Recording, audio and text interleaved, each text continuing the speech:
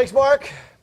All right, John Gibson. Boy, what are we talking about today? I wonder. No clue. Yeah. Okay, so we've talked about it all week, every week, the entire part of the season, and now it finally happened. I guess the floor is yours.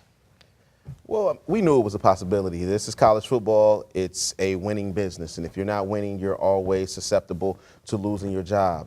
I hate to see it because I think Coach Jinks is a quality guy. I think he worked really hard, and I think he has a genuine connection with his players, as you were witnessed by his recruiting classes. I also think, at the end of the day, you got to win.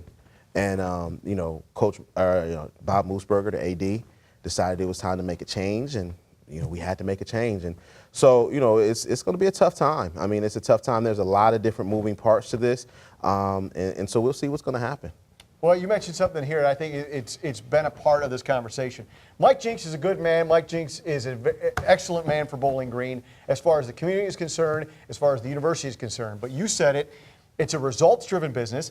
He didn't have the results. 5 wins in 19 MAC games and 1-6 this year. Not a win against an FBS school. Mm-hmm.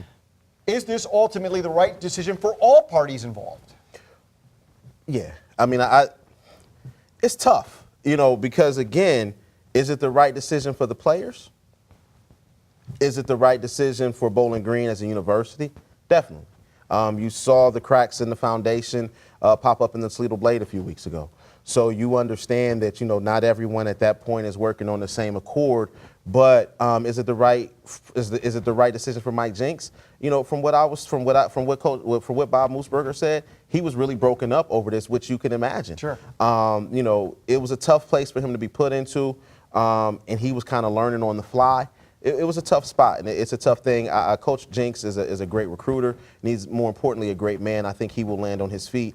But right now it's very somber in Bowling Green. Right, and I think it's fair to say, and this has been said, that maybe ultimately at the very beginning, you go all back to Chris Kingston, the athletic director that hired Mike Jinks, that maybe the pieces just didn't initially fit, and we kind of forced something that maybe wasn't ready to happen. Well, I mean, you saw the story in the Blade today about the alleged way that Mike Jinks was hired. I don't know how much truth there is to that. I don't know where that source came from. But if that's the case, then it explains a lot.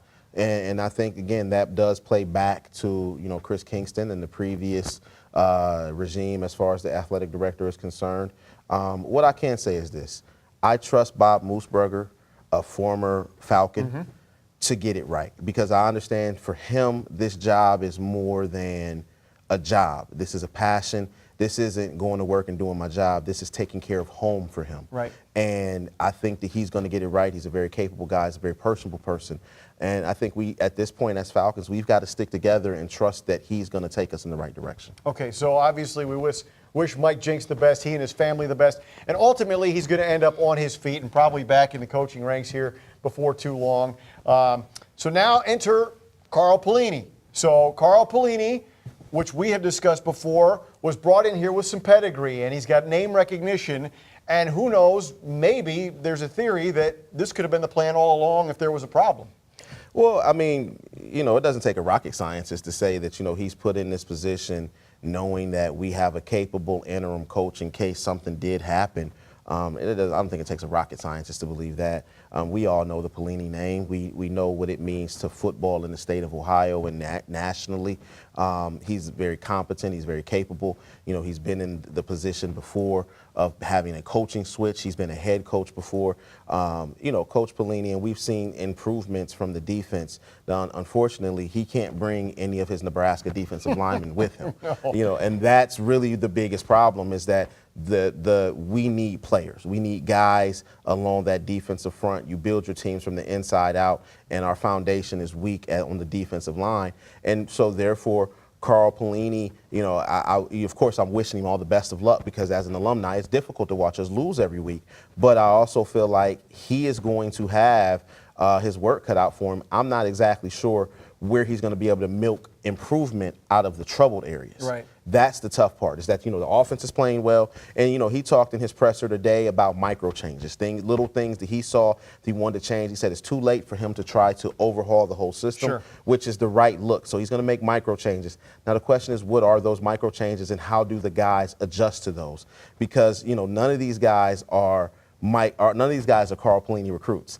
These guys are all Mike Jinks guys. Right. And so, it's a precarious situation because in 2018, these young men are smart. These young men understand their power. And you've got a lot of young men who were true freshmen on the field, which means they still have a redshirt year. So if they don't like the direction of the program, then they can jump ship and not lose any eligibility. And so you have to recruit internally and externally going forward, which means that you're going to have to bring in someone that can earn their respect immediately. Right. One of the great reasons I like having you here is because you've been a part of so many things while you were at Bowling Green that are similar. You were also part of a coaching change. What is the sentiment? I mean, first of all, Bob Moosbrugger talked about, Carl Pelini had the guys come in. What is that meeting like, that first meeting like, after you find out your head coach is no longer your head coach? Well, I think it's a different situation.